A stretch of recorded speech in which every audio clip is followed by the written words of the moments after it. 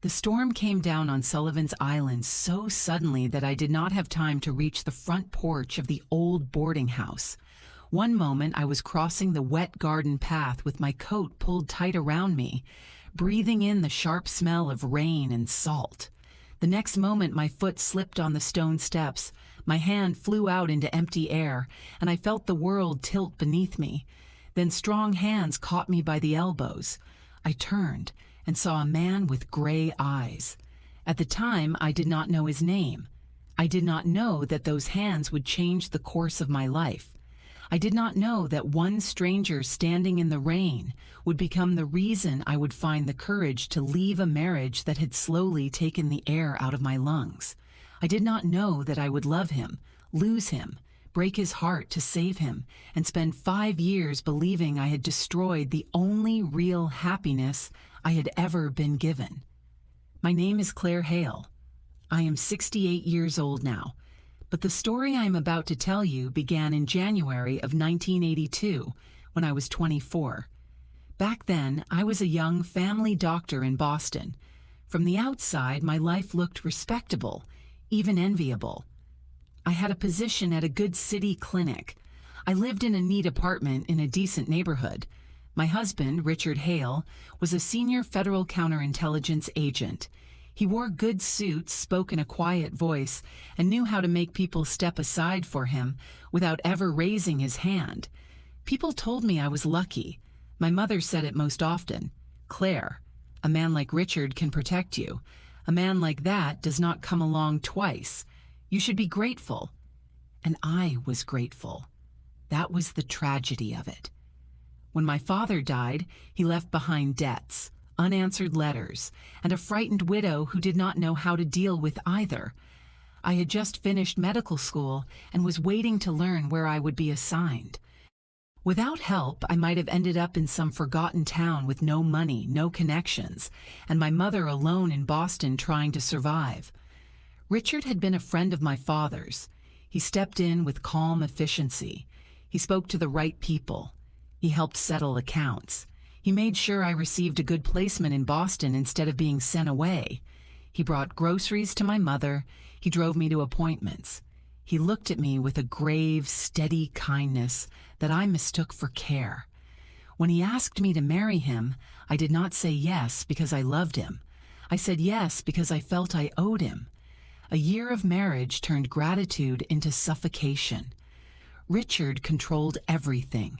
Where I went, who I spoke to, what time I came home. If I was late from the clinic, even by 15 minutes, he would be waiting in the living room with the lamp on and his watch in his hand. He read letters from my college friends before I did. He opened my purse and looked through it as if it were evidence.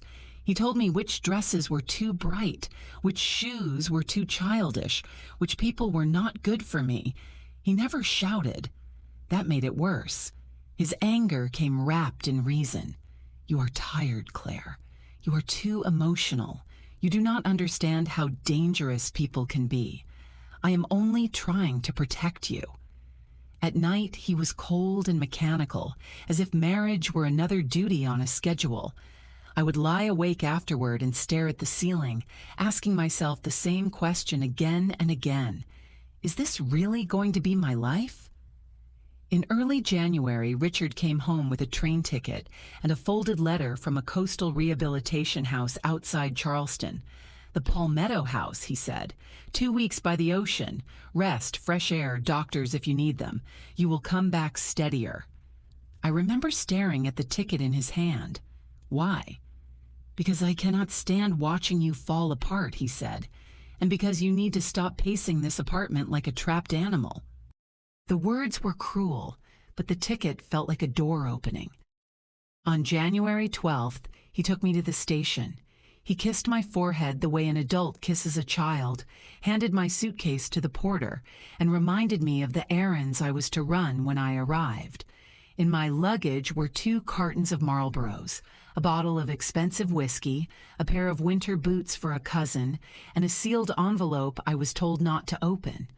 Richard had friends everywhere. Favors moved through his life like currency. As the train pulled out of Boston, I sat by the window and watched the snow-covered fields slide past. I should have felt lonely. Instead, with every mile south, it became easier to breathe. By the second evening, the snow outside had turned to rain. Bare trees gave way to marshland. The air that came in when the doors opened at stops grew warmer and smelled faintly of mud and salt.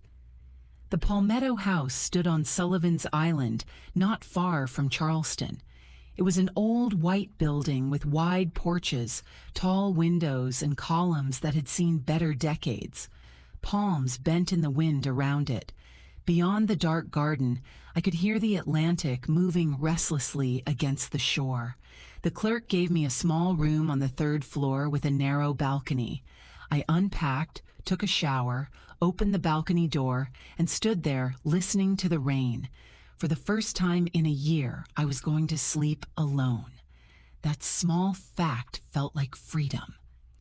The next morning, thunder woke me before dawn. I opened my eyes to flashes of light behind the curtains. When I stepped onto the balcony, the ocean was black and wild. Waves crashed onto the beach with a force that shook the air. The sky looked torn open. The wind pushed my nightgown against my legs and whipped my hair across my face. I should have gone back inside. Instead, I smiled. After breakfast in the cafeteria, I put on my raincoat, tied a scarf under my chin, and went out. The paths were empty. Other guests had sensibly stayed inside, but I wandered through the garden between wet palms, pines, and eucalyptus trees, letting the rain soak the hem of my coat. The air smelled clean, almost electric. For the first time in months, something inside me began to thaw. When the rain turned harder, I ran back toward the main building. That was when I slipped.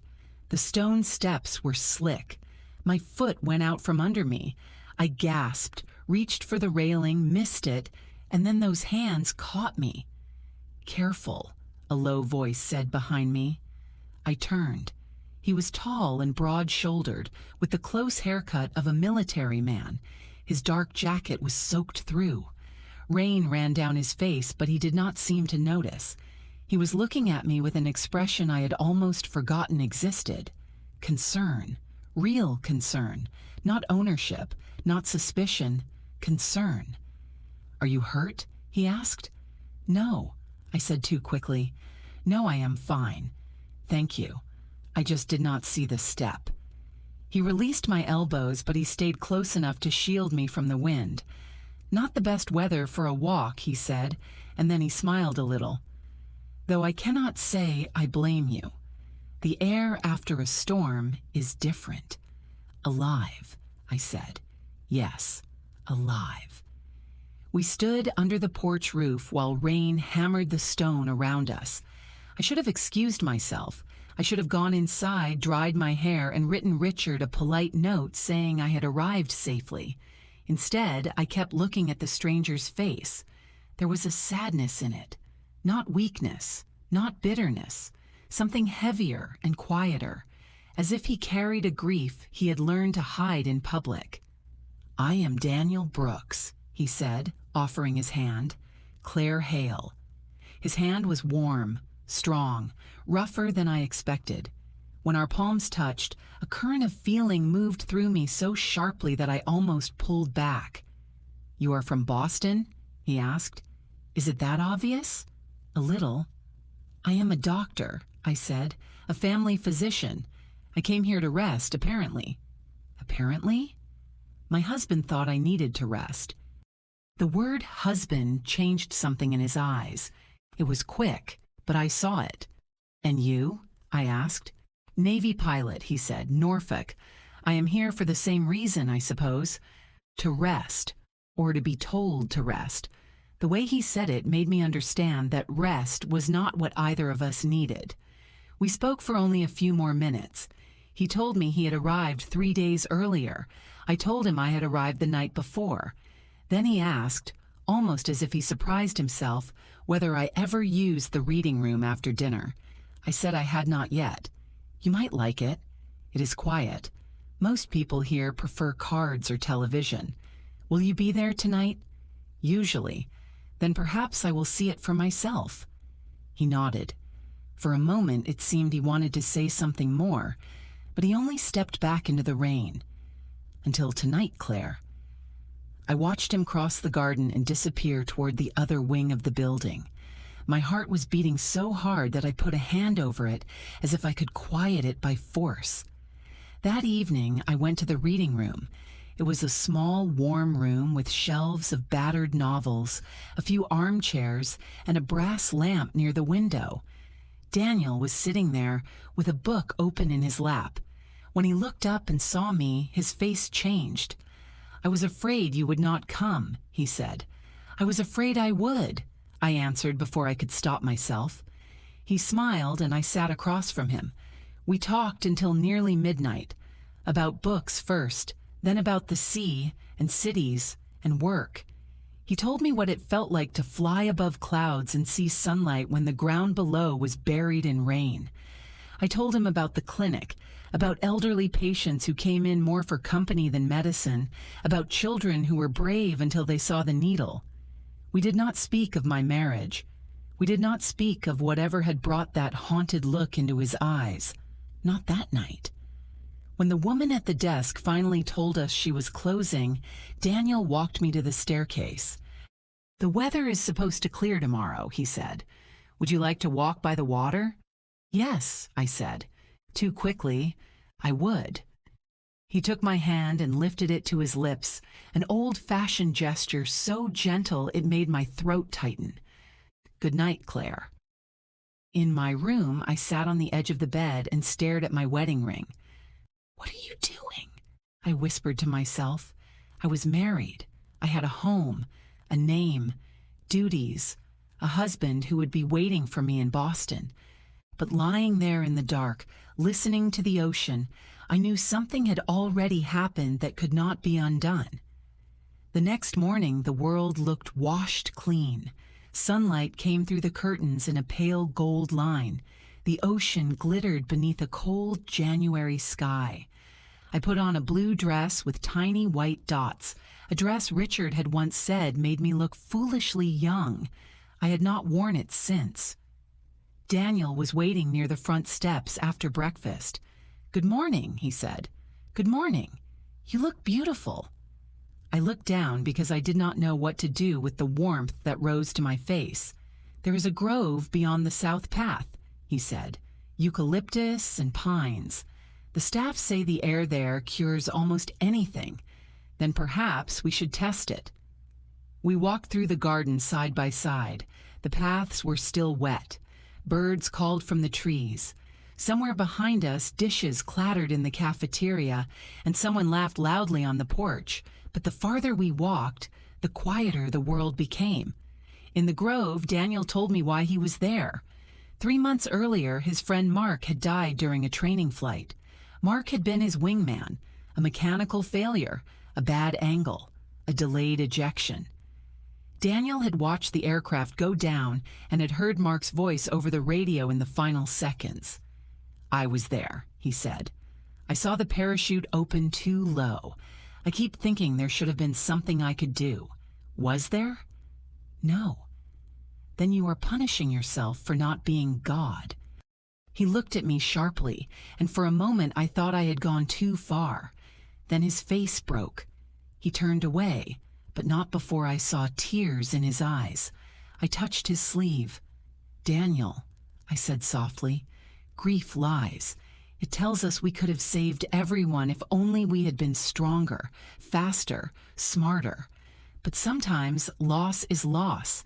It is not justice. It is not a lesson. It is just loss." He covered my hand with his.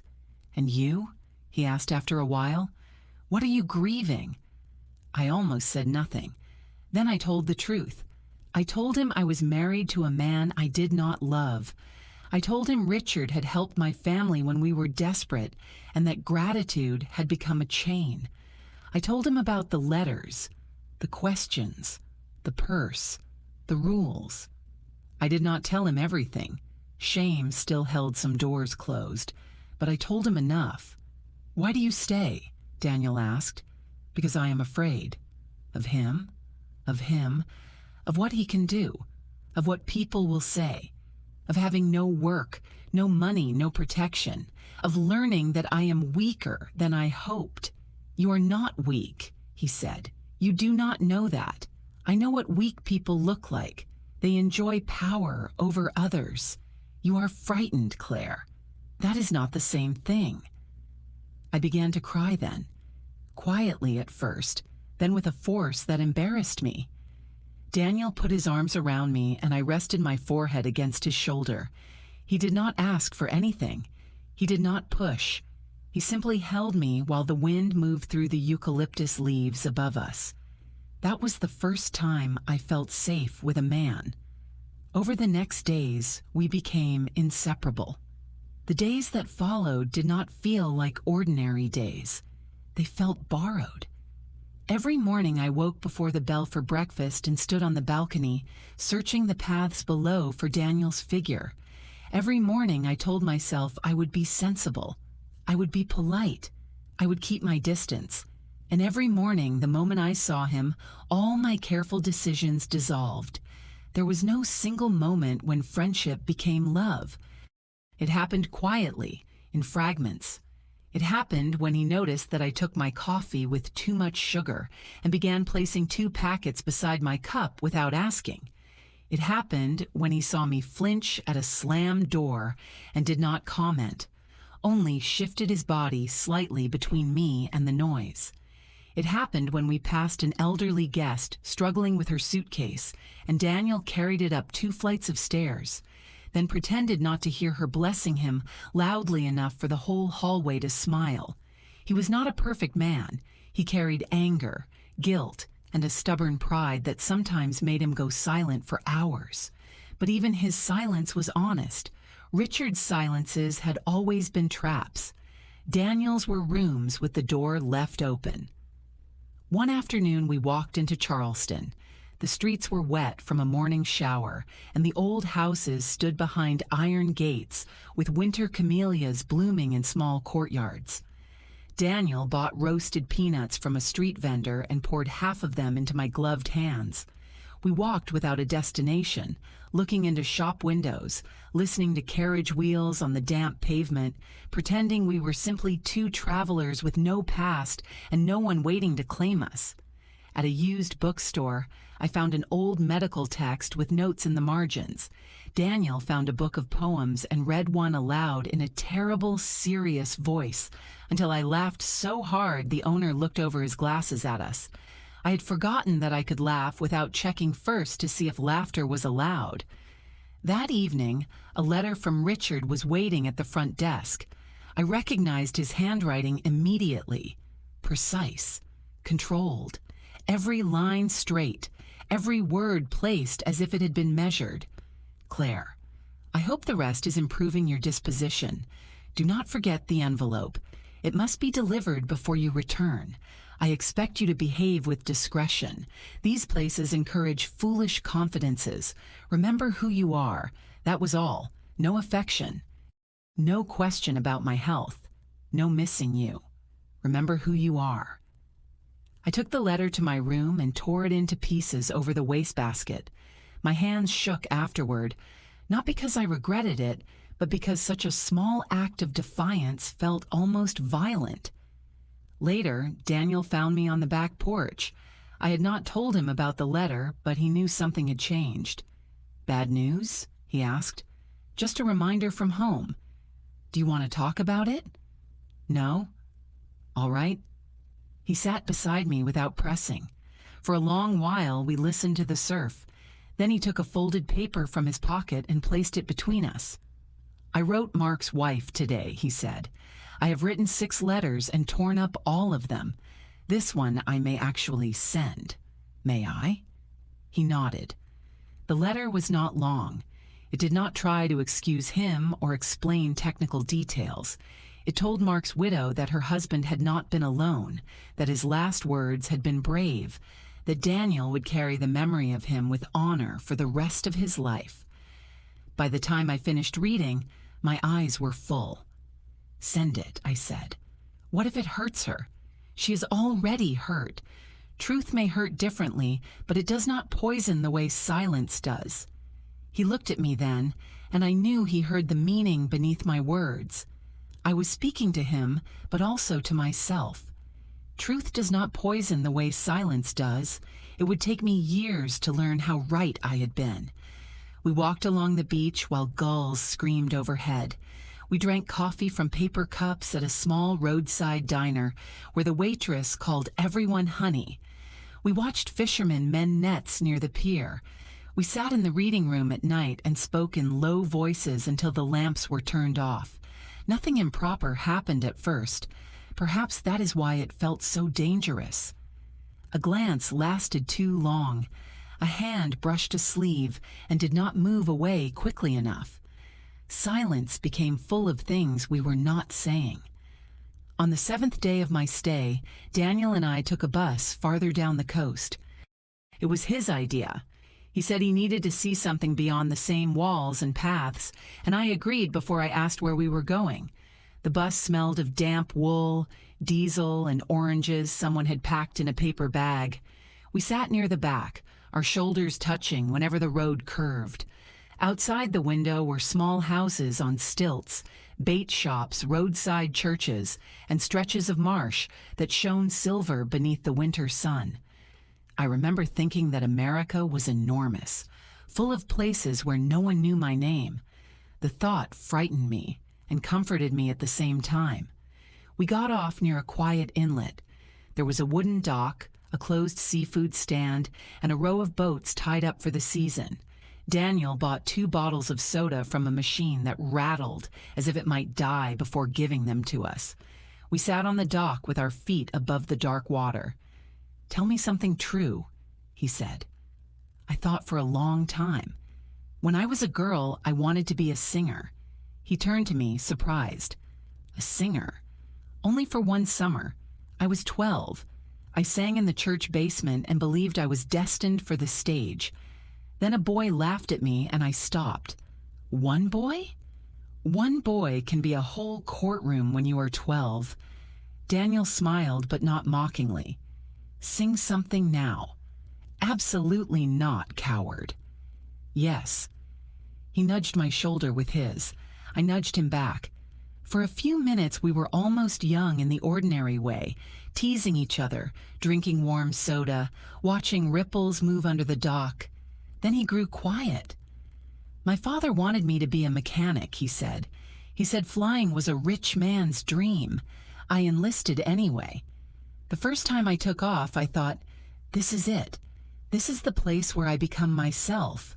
And now I am not sure who I am if I cannot trust myself in the air. You will fly again." He looked out over the water. "You sound certain." "I am not certain.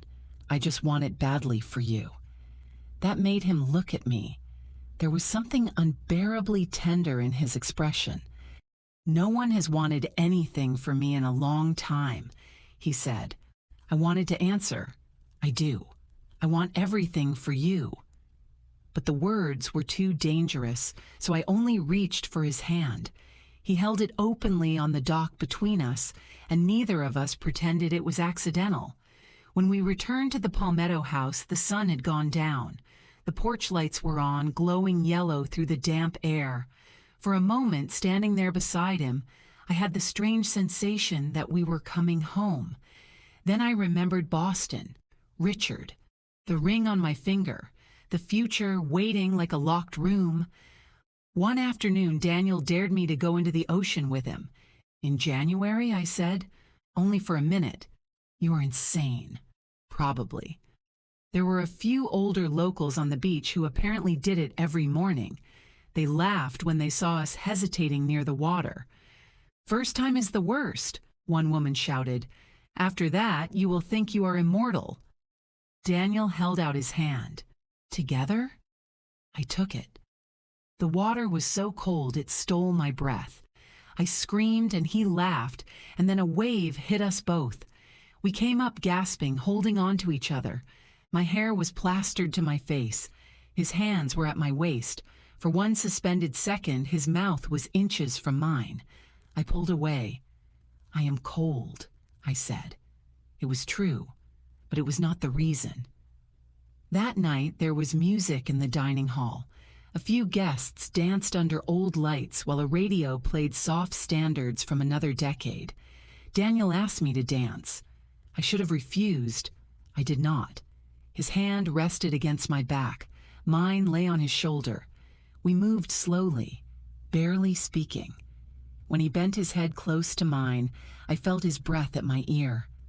I did not want this to happen, he said, but I cannot stop thinking about you. Daniel, I know you are married. Then you know we cannot do this. The music ended, but we did not step apart. Walk me to my room, I whispered. At my door, he leaned toward me. I wanted him to kiss me so badly that it frightened me. I am married, I said. He closed his eyes, and pain moved across his face. I know. He left without touching me. I went inside, shut the door, and slid down to the floor. My wedding ring lay on the dresser where I had left it before taking a shower. In the moonlight, it looked less like a symbol and more like a small, perfect shackle. The next morning, Daniel was called back to Norfolk. He told me over the telephone from the front desk. His voice was tight. His commanding officer wanted him immediately. More questions about Mark's accident, a review. He did not know when he would return. Meet me in the Grove, I said. An hour later, he was there with a small bag over his shoulder. I thought I was prepared to say goodbye. I was not. Claire, he said, if I leave now and say nothing, I will regret it for the rest of my life. Please do not. I love you. The words landed between us with terrible gentleness. I love you, he said again. I know it is impossible. I know it is wrong by every rule, but it is the truth. I looked at him and understood that my life had divided into before and after. I love you too, I said. He kissed me then. Not hungrily, not carelessly. He kissed me as if my answer had given him something sacred and breakable. He did not leave that day.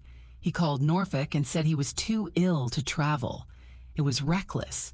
It could have damaged his career.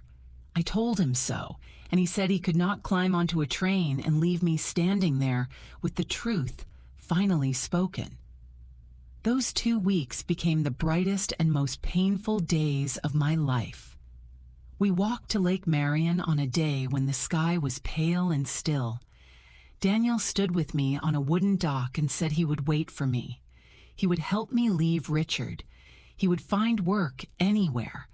I could practice medicine wherever we settled. We would not be rich, but we would be free. I believed him. For the first time, I imagined a future that did not begin and end with fear. When my stay ended, Daniel and I made a plan. I would return to Boston, speak to a lawyer, gather my documents, and leave Richard as soon as I could do it safely. Daniel would go back to Norfolk and request a transfer. We would meet again in Charleston in 1 month. On the train north, I held that plan like a match flame in both hands. Richard met me at the station. He was standing beside a black car with tinted windows. He looked exactly as he always did. Immaculate suit, smooth hair, face unreadable. "Did you rest?" he asked. "Yes." "Good." At home, he took my suitcase, set it in the bedroom, and told me to come into the study. On his desk lay photographs. At first, my mind refused to understand them. Then I saw myself. Daniel and me walking on the beach. Daniel and me sitting close in the diner. Daniel and me by Lake Marion, his hands holding mine. Daniel kissing me beneath the trees. Beside the photographs was a folder marked Operation Harbor. My legs weakened. Richard watched me with cold satisfaction. "Open it," he said. Inside were notes, reports, names, dates. Daniel Brooks, Lieutenant, United States Navy, under review after a training accident. Possible association with Alan Crawford, a civilian contractor suspected of leaking restricted information about flight training procedures. No conclusive evidence. Vulnerable emotional state. Potential point of pressure. There were references to me as well. Later, I would replay those pages in my mind until I knew them by heart. Richard had not simply sent me to the same place as Daniel. He had arranged the timing with care. He knew Daniel was grieving and under professional pressure. He knew I was lonely and desperate for tenderness. He knew that if two wounded people were placed near each other in a beautiful, isolated place, watched from a distance, something human might happen. That was the most obscene part of it. The operation depended on ordinary human need. A lonely woman wanting kindness, a grieving man wanting to be understood. A marriage already dead, except on paper. A few walks, a few conversations, a kiss. Richard had turned all of it into evidence. There were notes about Daniel's habits at the Palmetto house, what time he left his room, how often he used the reading room, which staff members had spoken with him. There were notes about me too. Subject appeared emotionally unstable. Subject responded positively to Brooks. Subject made repeated private contact. I read those words until the letters blurred. Subject, not wife, not Claire. Subject. For a moment, I understood with perfect clarity that Richard had never truly seen me as a person. I had been a responsibility, then a possession, then a tool. That realization should have freed me immediately. Instead, it terrified me. A person who sees you as a tool does not feel guilt when he breaks you. The next day, he behaved as if nothing had happened. He ate breakfast, read the paper, and asked whether I had slept poorly. I sat across from him with a cup of coffee cooling between my hands and wondered how many times a life can split open while the rest of the world continues as usual. At the clinic, I made mistakes. I wrote the wrong dosage on a chart and caught it only because a nurse asked me to confirm. I forgot the name of a patient I had treated for months. When I washed my hands between appointments, I stared at my reflection in the mirror above the sink and barely recognized the woman looking back. By evening, I had made my decision to meet Daniel and end it. I did not feel noble. I did not feel brave. I felt like a coward choosing the only form of harm that might still leave him alive and free. That is what fear does. It makes cruelty look like sacrifice. Subject's wife to be placed at the Palmetto house during Brooks's convalescence. Likely contact scenario. Photographic documentation to be obtained. I could not breathe. "You sent me there," I whispered. Richard poured himself a drink. "I gave you a vacation. You used me. I used a situation. There is a difference. You knew he would be there. Of course. You knew he was grieving. You knew I was unhappy. That made the operation more likely to succeed." I slapped him. It was the first and only time I ever did. His head turned slightly. He touched his cheek, then looked back at me with a calm that chilled me more than rage would have. "Do that again," he said, "and I will forget how much I owe your father." I told him I was leaving. He laughed. "For Brooks. For myself." Richard opened another envelope and spread more papers across the desk. "If you leave me for him, his career is over. I will see to it that every photograph is placed in the right hands." A Navy officer compromising himself with the wife of a federal counterintelligence agent while under review in a security matter. Do you understand what that will look like? He will lose his wings. He may lose more than that. He is innocent. Innocence is not the same as survival. I stood there shaking. "You wanted this to happen." "Yes," Richard said, "but he was supposed to be the one exposed, not you. You made that part inconvenient." I barely slept that night. By morning, I believed I had only one choice. If Daniel thought I loved him, he would fight. He would come for me. He would challenge Richard. He would put himself directly in the path of a man who knew how to destroy lives quietly. If Daniel believed I had used him, maybe he would walk away. Maybe he would hate me. Maybe hatred would protect him better than love. So I wrote to him, and asked him to meet me in Charleston. He came immediately. I saw him on the waterfront 3 days later. He looked tired from travel, but when he saw me, hope lit his face. Claire. I had imagined what I would say, but when he reached for me, every prepared word vanished. I forced myself to step back. I made a mistake, I said.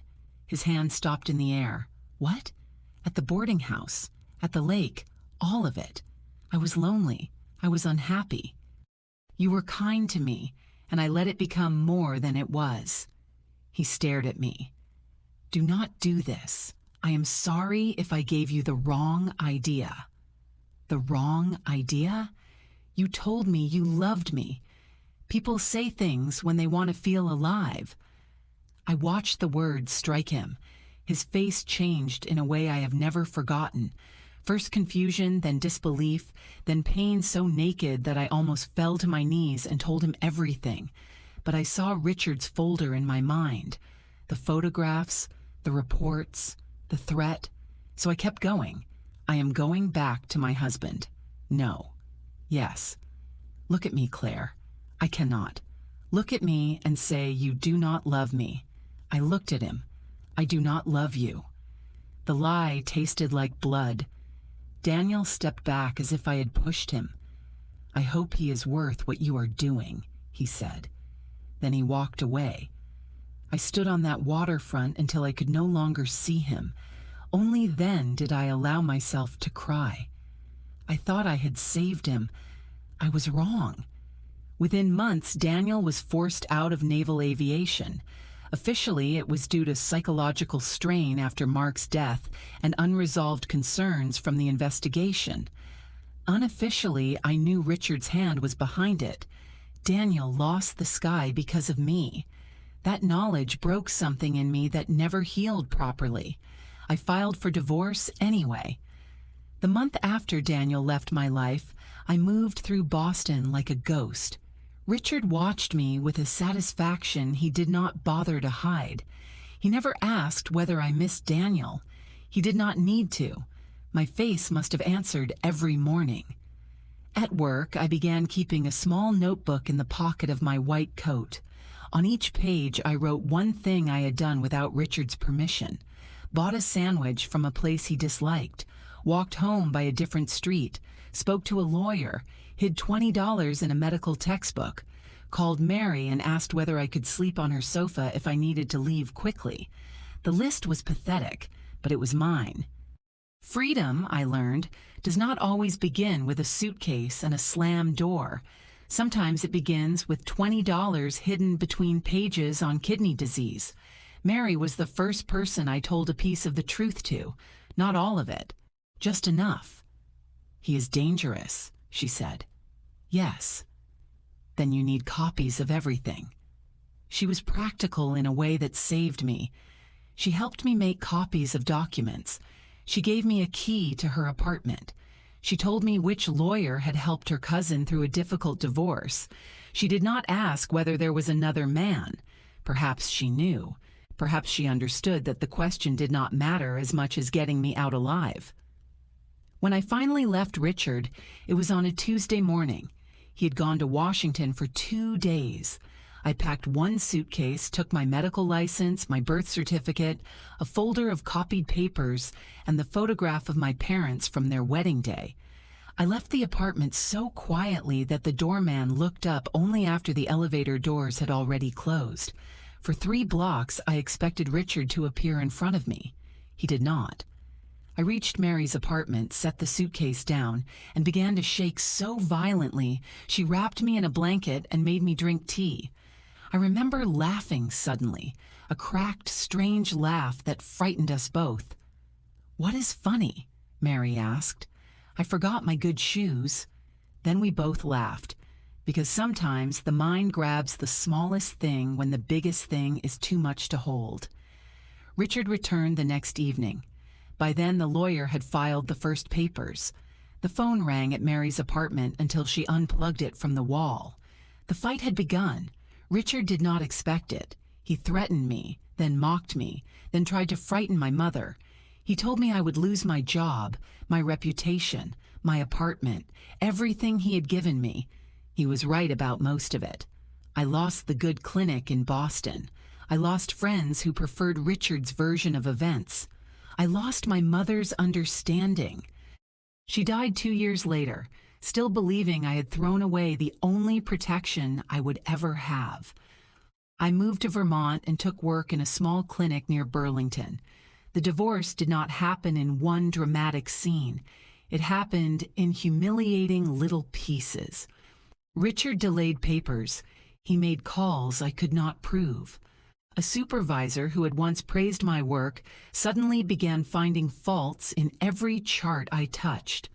A friend from medical school stopped returning my calls after her husband had lunch with Richard.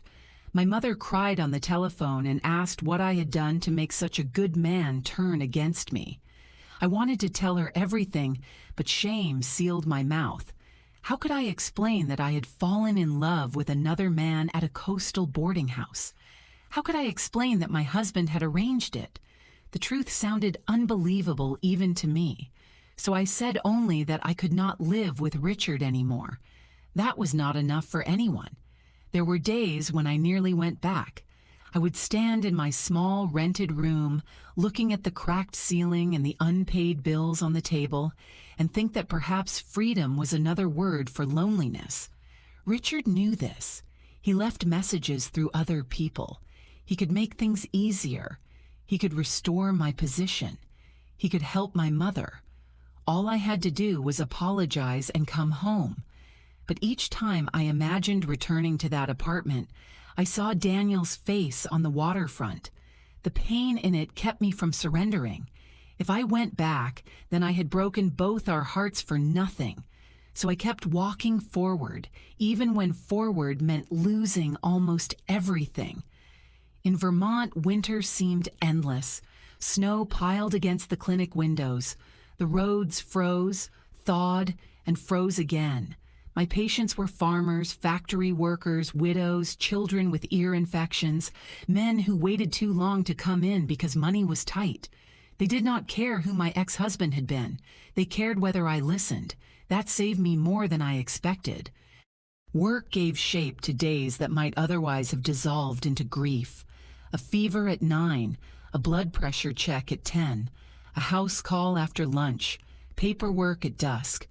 The needs of other people pulled me out of my own mind for a few hours at a time. But nights belonged to Daniel. Some nights I hated him for leaving no address. Other nights I hated myself for having no right to ask where he had gone. I imagined him married. I imagined him dead. I imagined him happy somewhere. And that hurt in a different way because I wanted him happy and also wanted, selfishly, to be the reason. On the 5th anniversary of the day we met, a storm crossed Vermont. It was not an ocean storm, only freezing rain against the windows, but I sat awake until morning listening to it. At dawn, I took off the ring I had worn out of habit even after the divorce and placed it in a drawer. I had not belonged to Richard for years, but that morning I finally stopped carrying the symbol of belonging. I did not know then that 3 weeks later the past would walk into my clinic. The pay was poor. The building was old. In winter, the pipes groaned, and the waiting room smelled of wet wool and cough syrup. I rented a tiny apartment and bought the cheapest bread I could find. I took extra shifts. I learned how little a person truly needs when hope is gone. For 5 years, I lived like that. I worked. I came home. I made coffee. I looked out at the snow. I tried not to think about Daniel, but he came to me in dreams. I saw his gray eyes. I heard his voice at Lake Marion. I saw the moment on the waterfront when I told him I did not love him. I would wake with my face wet and my hand pressed against my mouth so no neighbor would hear me crying. I wrote to Norfolk. The letters came back. I asked anyone who might know where he had gone. No one did. Richard once told me Daniel had left Virginia, but he would not say where. Daniel Brooks vanished from my life as completely as if the ocean had taken him. Then, One wet February morning in 1987, I was sitting in my examination room at the clinic, filling out patient charts, when Mrs. Miller, the nurse, looked in. "Dr. Hale, there is a man here with his father. Chest pain, shortness of breath. The old man says he will not go to the hospital unless someone looks at him first. Send them in." The door opened. An elderly man entered first, one hand pressed to his chest. Behind him came Daniel. Time stopped. He was older, thinner. There was gray at his temples now and lines around his mouth that had not been there 5 years before. His jacket was worn. His face looked as if life had carved pieces out of it. But his eyes were the same. He saw me and all the color left his face. "Claire," he whispered. The old man looked from him to me. "You know her, son?" I could not speak. My throat closed so tightly I thought I might choke. I made myself become a doctor. "Please sit down," I said to the old man. "Tell me what happened." Daniel helped his father into the chair and stood by the door. I could feel his eyes on me while I checked the old man's pulse, listened to his heart, measured his blood pressure, and wrote a prescription with a hand that would not stop trembling. "You need rest and follow-up tests," I told his father. "Come back in 1 week. If the pain returns, you go straight to the hospital." The old man nodded. "Thank you, doctor." "Come on, Danny." "Dad," Daniel said quietly, "wait for me outside." The door closed behind his father. For a long time, neither of us moved. "How are you?" Daniel asked at last, and his voice broke on the last word. "Working," I said. "I have been here 2 years. I thought you were in Boston. With him. I divorced him 3 years ago." Daniel stared at me. "Divorced?" "Yes." The silence between us filled the room like water. "Why are you here?" I asked. "My father is sick. This is the nearest clinic. I did not know you worked here." "Where have you been?" "Burlington. I came home after I left the Navy. Took a job as an engineer at a small plant. I live with my father, work, sleep. That is about all." I gripped the edge of my desk. "Daniel, there is something I have to tell you." "No," he said. "Please." "No. I spent 5 years trying to forget you. Do not open old wounds because you feel guilty. I lied to you." He went still. "On the waterfront," I said. "Everything I said was a lie." His face hardened. "Do not. I loved you. I loved you then. I love you now." He looked as if I had struck him. I told him everything. The photographs, the folder, Operation Harbor, Richard's plan to use me as a way to compromise him, the threats, my desperate belief that if I made Daniel hate me, he would walk away and be safe. The words poured out of me. 5 years of shame, grief, and silence breaking open all at once. "I thought I was saving you," I said. "I thought if you believed I did not love you, Richard would have no hold over you. I was wrong. He destroyed your career anyway, and I lost you for nothing." Daniel sat down slowly. There were tears on his face, but he made no sound. "So at the lake," he said, "you meant it. Every word. You loved me. I never stopped." He stood and walked to the window. Outside, wet snow slid down the glass. "5 years," he said. "I hated you for 5 years. I cursed your name. I told myself you were selfish, cruel, empty. I told myself I had been a fool. I know. No, you do not know. Because if you had told me, I would have chosen you, even if it cost me the Navy, even if it cost me everything. You had no right to decide for both of us." "I know," I whispered. He turned back. His eyes were full of anger, but beneath it was pain, and beneath the pain, something I was afraid to hope for. "A year ago," he said, "I met a man who had worked near that investigation. He told me there had been an operation. He told me you were used. He did not know where you were. You knew? Part of it. Enough to start looking. I wrote to your old address. The letters came back. I called the clinic in Boston. They said you had left. I went there twice. Walked streets like an idiot hoping I might see you. And today, you found me." "No," Daniel said. "Today fate stopped being cruel." He crossed the room and stood in front of me. "I am still angry with you, Claire. I deserve that. You hurt me more than anyone ever has. I know. But you did it because you were trying to protect me. Wrongly, foolishly, without trusting me. But not because you did not love me." I began to cry. "Can a person forgive 5 lost years?" I asked. "I do not know," he said, "but I know I do not want to lose the years that are left." He reached up and held my face in his hands, just as he had done once by the lake.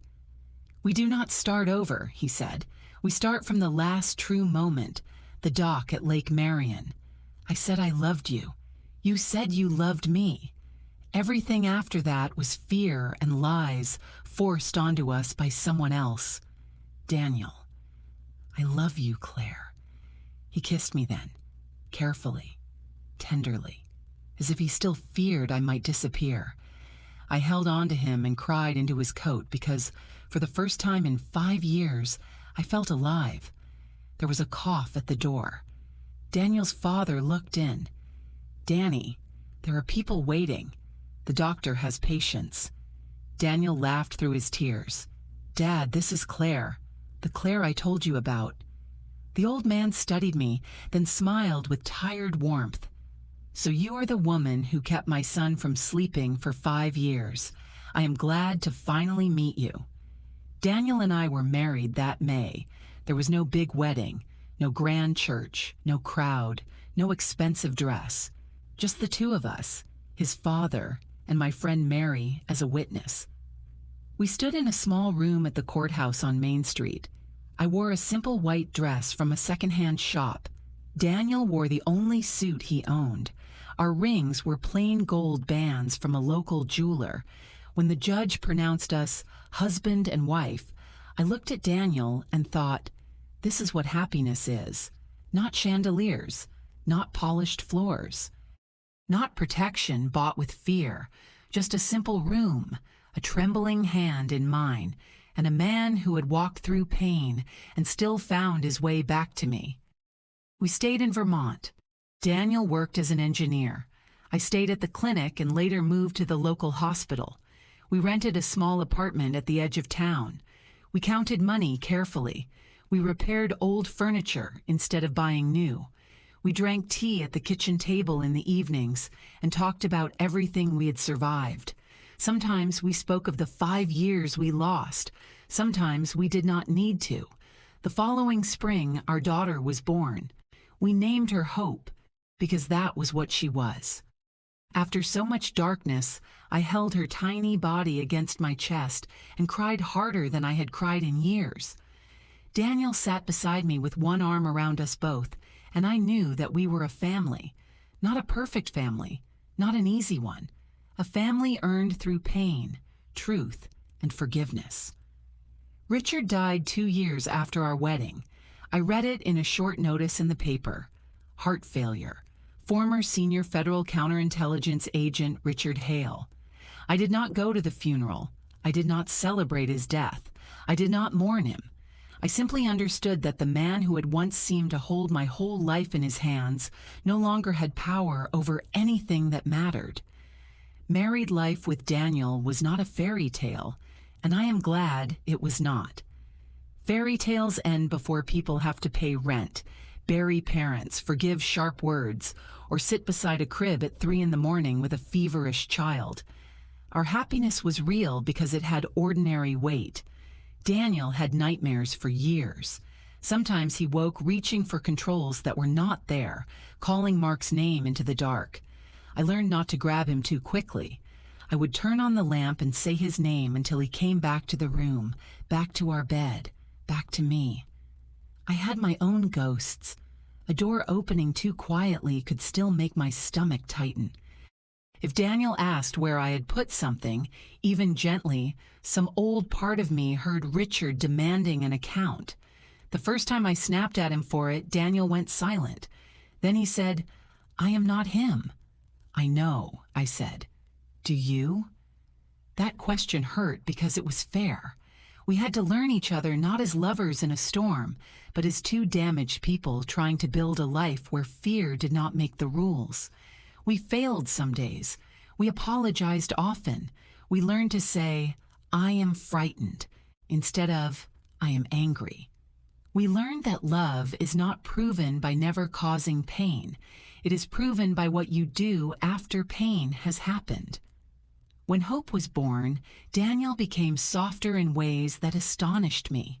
This man who had once flown military aircraft would sit for an hour with a sleeping baby on his chest, afraid to move because she might wake. He sang to her off-key. He built her a cradle with his own hands and sanded it until the wood felt like silk. When she was 5, she asked why her father always held my hand when we crossed a street, even if there were no cars. "Because your mother is precious cargo," he said.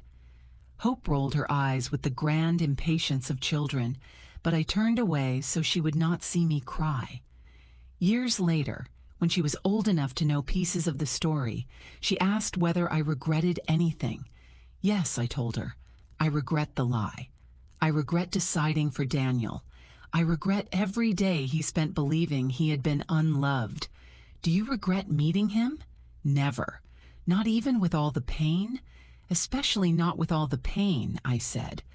"Pain is not proof that love was wrong. Sometimes pain is the price of finding the truth too late." The investigation that had ruined Daniel never truly ended for him, even after we were married. There were no charges, no public trial, no official apology. That was how men like Richard did damage.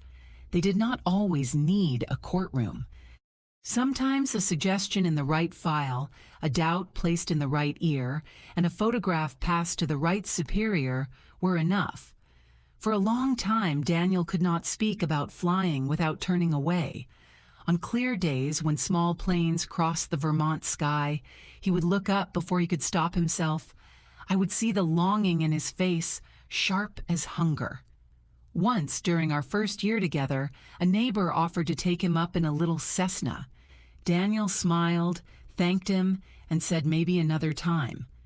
That night, he sat alone on the porch until nearly midnight. I went out with 2 cups of tea. "You can still go," I said. "No." "Because of fear?"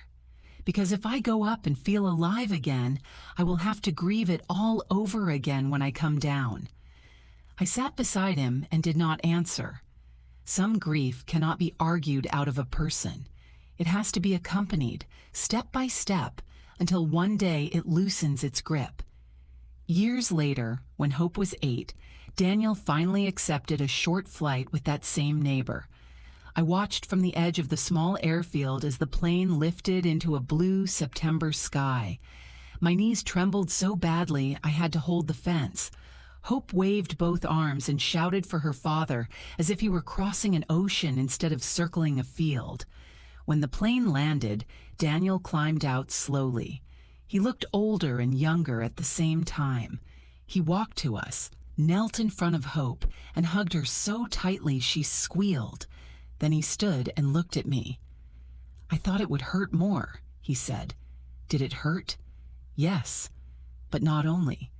That was how healing came to us, never cleanly, never all at once. Pain and joy arrived together so often that we stopped expecting one without the other. I had my own test of healing when Richard's name appeared in the newspaper after his death. For several minutes, I simply stared at it. Richard Hale, former senior federal counterintelligence agent, dead at 59. The notice was brief, almost dry. A few lines for a man who had once seemed large enough to block out the sun. Daniel found me at the kitchen table with the paper open. "Are you all right?" "I do not know," I said. "Do you want to go?" "To the funeral?" "If you need to." I looked at him, surprised. There was no jealousy in his face, no bitterness, only concern. "No," I said at last.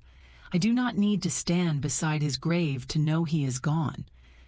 Daniel folded the paper and put it away. That night I dreamed of the apartment in Boston. In the dream, I walked from room to room, opening windows. Richard was not there. No one stopped me. Curtains lifted in the wind, and somewhere far away I could hear the ocean. When I woke, Daniel was sleeping beside me, one hand open on the blanket. I placed my hand in his and went back to sleep. There is one more thing I have learned with age. People like to imagine that forgiveness is a single noble act. A door opens, tears fall, and the past is washed clean. But real forgiveness is quieter and more stubborn. It is deciding, again and again, not to let the worst thing that happened become the center of the life that remains. I forgave Daniel for the anger he carried. He forgave me for the lie I told. We both had to forgive ourselves for surviving in imperfect ways. And perhaps that is why our love lasted. It was not built on the fantasy that we would never hurt each other. It was built on the promise that when hurt came, we would not let fear speak the final word. Years passed. Hope grew up, married, and gave us grandchildren. Daniel's hair turned silver. Lines deepened around his eyes. My hands changed too. They became the hands of an old doctor, veined and careful, hands that had held newborns, written death certificates, stitched wounds, and wiped tears. Now Daniel is 71, and I am 68. We still live near Burlington. In the mornings, when the weather allows, we walk by Lake Champlain and hold hands like young people who are afraid to let go. Sometimes he mentions Sullivan's Island. "If you had not slipped on those steps," he says. And I tell him what I believe with all my heart. I would have found you anyway. Maybe not that day. Maybe not in that place. But some loves are not accidents. They arrive like storms, sudden and frightening, and they tear open the sky so you can finally see where you are. I found my love in a January storm in 1982. I lost him through fear.